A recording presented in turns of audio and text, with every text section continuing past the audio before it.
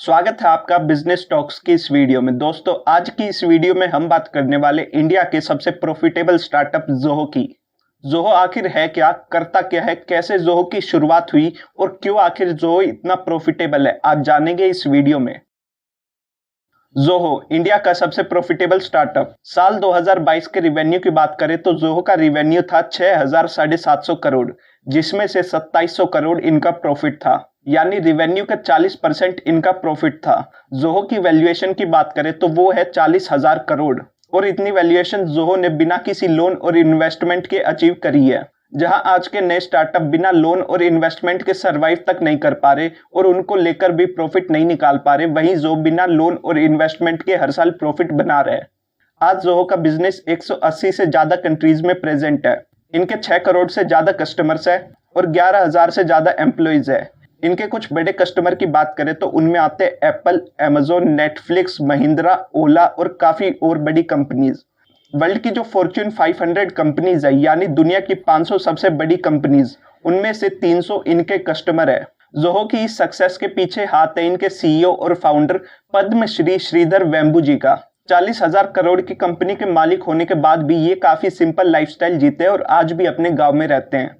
श्रीधर वेम्बू जी बचपन से ही काफी शार्प माइंडेड थे। इन्होंने अपने टाइम पे जेई नीट क्लियर किया था और इनकी ऑल इंडिया रैंक आई थी 27, जिसके बाद इन्होंने आईआईटी मद्रास से अपनी ग्रेजुएशन करी इलेक्ट्रिकल इंजीनियरिंग में, पर वहां से भी इनको सेटिस्फेक्शन नहीं मिला, इसलिए ये अपनी पीएचडी करने चले गए प्रिंसटन यूनिवर्सिटी यूएसए में। वहां से इन्होंने पीएचडी भी कर ली, पर फिर भी इन्हें सेटिस्फेक्शन नहीं मिला, तो ये अपनी खुद की रिसर्च चालू कर देते हैं और खुद ही पढ़ने लग जाते हैं लाइब्रेरी में बैठकर। पर वहां रहने के लिए इन्हें पैसे भी चाहिए थे, तो ये अपनी एक जॉब शुरू कर देते हैं। जॉब के दौरान भी ये काफी चीजें सीखते हैं, जैसे कोडिंग लैंग्वेजेस और सॉफ्टवेयर बनाना। फिर 1996 में ये अपनी जॉब भी छोड़ देते हैं और अपने भाई के स्टार्ट एक कंपनी खोलते हैं, एडवेट नेट, जो कि हार्डवेयर बनाती थी। पर हार्डवेयर पे इनको कुछ भी प्रॉफिट नहीं हो रहा था, तो ये हार्डवेयर से सॉफ्टवेयर पे स्विच कर देते हैं। श्रीधर जी और उनके भाई को पहले से ही टेक्निकल नॉलेज थी, तो जिस तरीके का सॉफ्टवेयर कस्टमर डिमांड करता है, ये उस तरीके का सॉफ्टवेयर उन्हें बना के दे देते थे। सॉफ्टवेयर का काम शुरू करते ही वो चलने लगा, क्योंकि उस टाइम अमेरिका में घर घर तक इंटरनेट पहुंच रहा था। सारे बिजनेस अब इंटरनेट का यूज कर रहे थे और नए नए इंटरनेट से रिलेटेड बिजनेसेस जैसे अमेजोन आ रहे थे।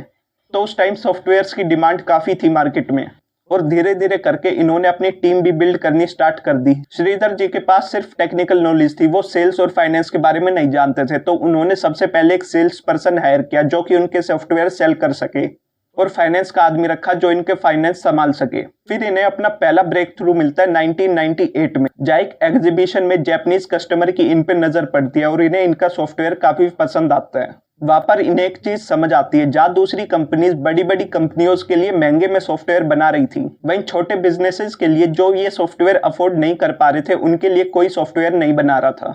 तो श्रीधर वेम्बू जी ने डिसाइड किया कि ये अपने सॉफ्टवेयर सस्ते बनाएंगे, जिससे छोटे बिजनेसेस भी इन्हें खरीद सके। फिर टाइम आता है 1999, जहां इनका बिजनेस अभी तक चल रहा था, इनका बिजनेस अब दौड़ने लगता है, क्योंकि ये टाइम था .com बूम का। इस टाइम मार्केट में इंटरनेट से रिलेटेड नए नए बिजनेसेस आ रहे थे और लोगों को भी ये लगता था कि जो बिजनेस इंटरनेट से रिलेटेड है वो सक्सेसफुल हो गई, जिस वजह से स्टॉक मार्केट काफी तेजी से ऊपर चढ़ रहा था। कंपनियों को लोन और इन्वेस्टमेंट काफी आसानी से मिल जा रहे थे।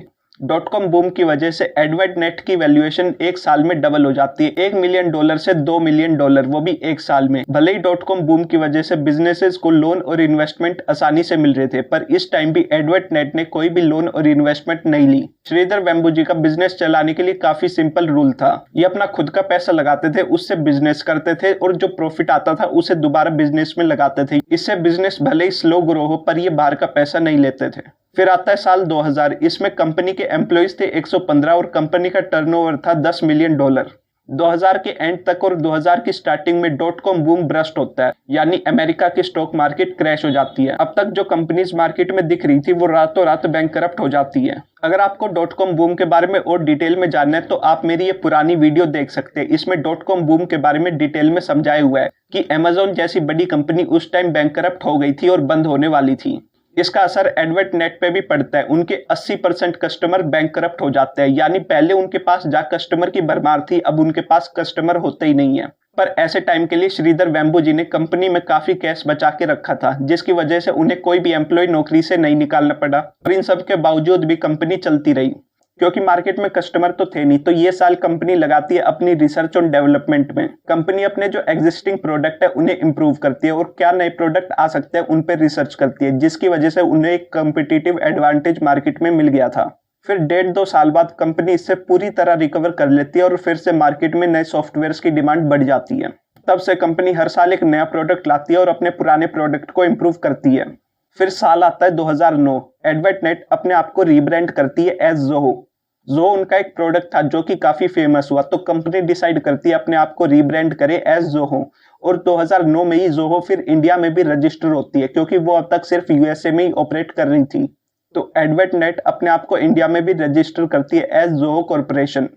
अब हम बात करते हैं कि जोहो आखिर करती क्या है। जोहो बेसिकली बिजनेसेस के लिए सॉफ्टवेयर्स बनाती है। जैसे आपने एक सॉफ्टवेयर सुना होगा टेली प्राइम, ये एक अकाउंटिंग सॉफ्टवेयर है जो काफी कॉमनली यूज होता है। इसी तरीके से जोहो भी अपने बिजनेस से रिलेटेड सॉफ्टवेयर बनाती है। जैसे अकाउंटिंग में जोहो का सॉफ्टवेयर है जोहो बुक्स। इसके अलावा जोहो के अलग अलग चीजों में काफी सारे सॉफ्टवेयर है। इस तरीके की कंपनी को हम कहते हैं सैस कंपनी, यानी software as service company. Zoho के पास आज 40 से भी ज्यादा सॉफ्टवेयर है, जैसे सीआरएम सॉफ्टवेयर। सीआरएम का मतलब होता है कस्टमर रिलेशनशिप मैनेजमेंट। इस सॉफ्टवेयर के थ्रू आप अपने कस्टमर का डेटा इजीली मैनेज कर सकते हो। कौन से आपके नए कस्टमर है, कौन कस्टमर आपके रिपीटिंग कस्टमर है, कस्टमर क्या पॉजिटिव रिव्यू दे रहे हैं और क्या नेगेटिव रिव्यू दे रहे हैं, तो ये सब आप एक ही सॉफ्टवेयर के थ्रू मैनेज कर सकते हैं। इसके अलावा जोहो पीपल, ये एक एचआरएम सॉफ्टवेयर है। इसके थ्रू आप बिजनेस का जो स्टाफ है उसको इजीली मैनेज कर सकते हैं। कौन कब आ रहा है, कौन कब जा रहा है, कौन छुट्टी पे है और कौन एक्स्ट्रा टाइम कर रहा है।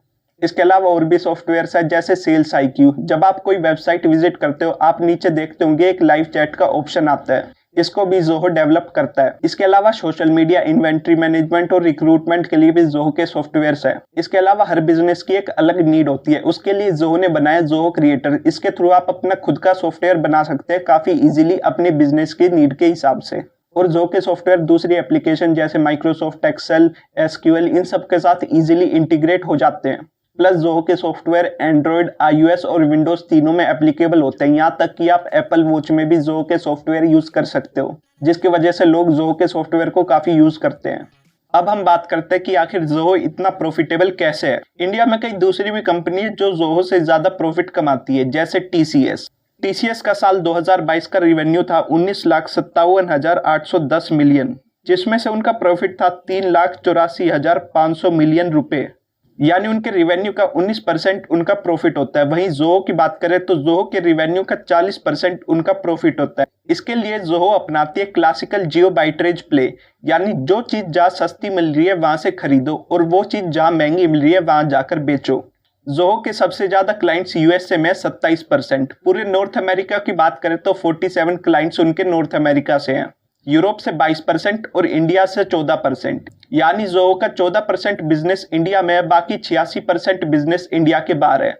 और आप सबको पता है कि दुनिया में सबसे सस्ती IT लेबर इंडिया में ही मिलती है। तो जोहो एम्प्लॉयमेंट तो इंडिया में ही देता है, पर उनके कस्टमर दूसरी कंट्रीज के हैं, जिसकी वजह से उनका प्रॉफिट मार्जिन बढ़ जाता है।